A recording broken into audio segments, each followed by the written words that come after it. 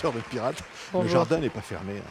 On a vérifié, hein. Non, il est ouvert, je C'est pense. toujours ouvert. Il est ouvert, je continue à faire de la musique, tout ça, je suis là. Ouais, parce que Voilà. le titre, en cas de tempête, ce jardin sera fermé. D'abord, il y a pas de tempête Non, et c'est une tempête métaphorique. c'est ça. Et puis Cœur de pirate est toujours là et le plaisir d'être sur scène avec des invités, comme on va le voir ici au Franco, hein. Oui, c'est un concert un peu particulier. C'est un concert que j'ai donné à Playel déjà, donc à Paris. Et là, pour le coup, vu qu'on est à Montréal, j'ai mes amis qui viennent faire des petits Il y numéros a avec moi. Safia Nolin. Il y a Milk and qui? Bone, Ouais. Loud aussi, qui commence à prendre un peu en fait, qui commence à être très connu en France aussi. Et puis Alexandra Streliski, qui joue du piano, qui va venir me rejoindre à la fin pour faire une reprise d'une chanson très connue Ah ouais. Très que connue, on je dira pas nommerai pas, laquelle. on ne dira pas Non. laquelle. Voilà. Et alors, ne m'appelle pas, par exemple, tiens. Ah ouais, ça Non, je dis ça, c'est c'est pas pour vous, hein. c'est Béatrice, pour ne m'appelle pas, non, c'est non. c'est pour les gens qui te suivent, Patrick. Exactement. C'est pour- c'est- Donc, ne m'appelle pas. Oui, Ouais, nouvelle chanson. c'est une nouvelle chanson. Oui. Bah, c'était inattendu. Je pensais pas sortir une chanson. Et puis finalement, bah, du haut de chez moi, je me suis dit pourquoi pas. J'ai écrit une chanson qui est basée un peu sur un thème un peu débile, en fait, qui est pourquoi les filles qui sont super se retrouvent toujours à sortir avec des mecs qui dorment sur des matelas. Et je pense qu'il y a beaucoup de C'est filles du qui sont vécu, c'est du vécu. c'est du vécu, voilà. Et donc c'est parti d'une blague comme ça. Évidemment, c'est pas tous les mecs qui font ça. C'est pas ça. C'est plus une question de dire bon, mais alors il faut toujours trouver quelqu'un qui est à la hauteur de ce qu'on est et de ce qu'on représente. Et c'est ce que je souhaite à tout le monde. Ouais, tiens, si regardez le clip, on va voir un peu comme du Lady Gaga qui passe dedans, hein. En fait, c'est toutes mes Hein? références culturelles que j'ai aimées toute ma vie qui sont dans ce clip, que ça American soit Beauty. American Beauty, Sailor Moon. Il y a beaucoup de choses qui ont rapport à ce que moi je connaissais quand j'ai grandi, que des gens vont pouvoir connaître aussi, peut-être que des gens vont découvrir. Donc je leur souhaite. Ah, regarde un peu, tiens, regardez. Ne m'appelle pas, ne m'écris pas.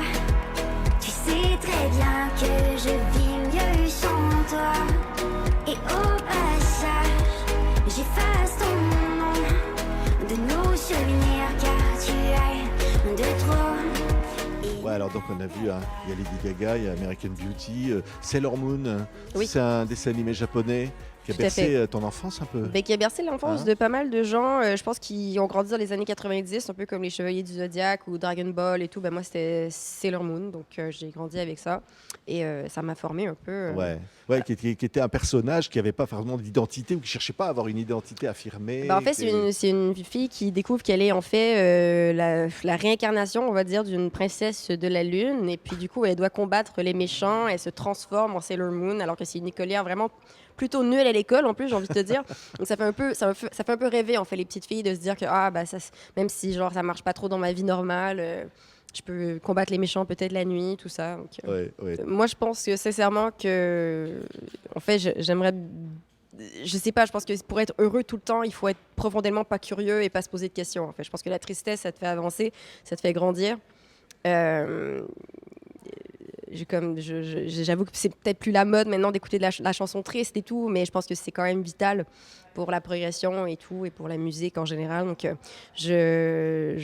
évidemment, c'est un album qui a été très important pour moi. Je pense que ça a été important pour pas mal de gens aussi qui écoutent ma musique.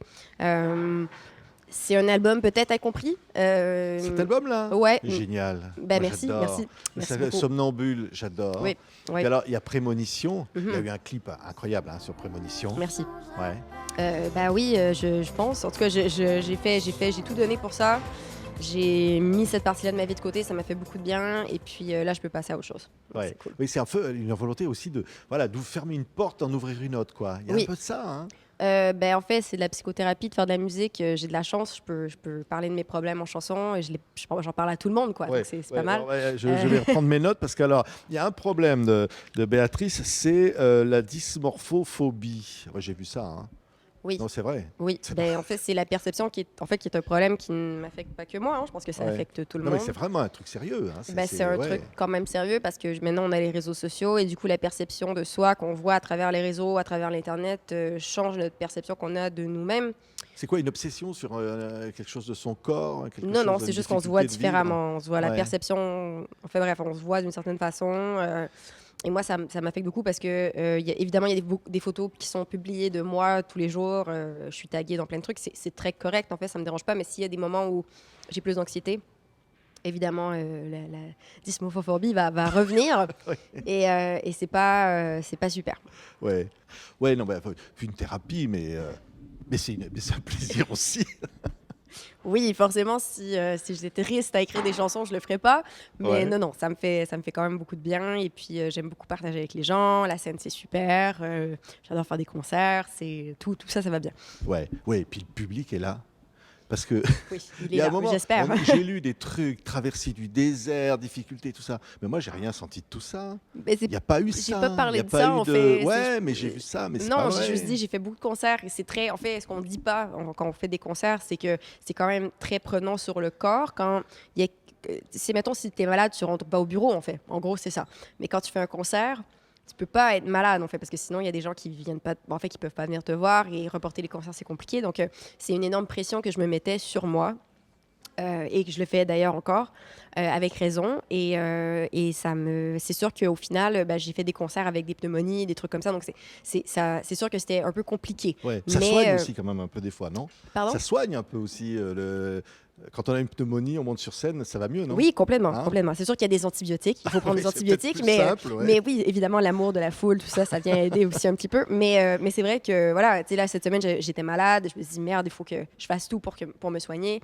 Et demain, j'ai mon concert, je le fais quand même. Tu vois, c'est vraiment que Ouais, des trucs ouais. comme ça, une pression supplémentaire qu'on se met en tant qu'artiste. Mais c'est tout.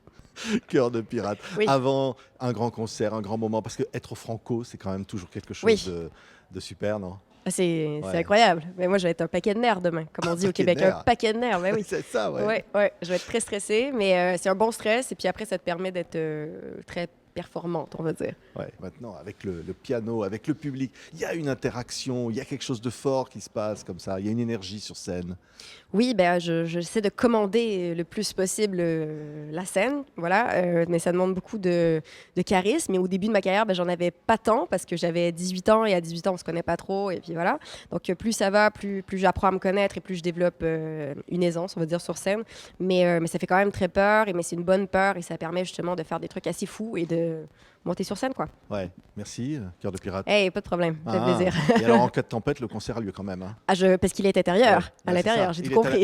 Il est à la salle Wilfrid Pelletier. Oui, grande salle, Et grande donc, on salle. est à l'abri, À l'abri. mais pas à l'abri des émotions. Ah non, Surtout pas. il va pleurer à l'intérieur de nos corps, un déluge. Voilà. Je sais pas si je dis n'importe quoi, je fais de la Non, mais ça, fièvre. je crois bien. C'est super. Je suis vraiment malade. Merci, Cœur de pirate. Merci beaucoup.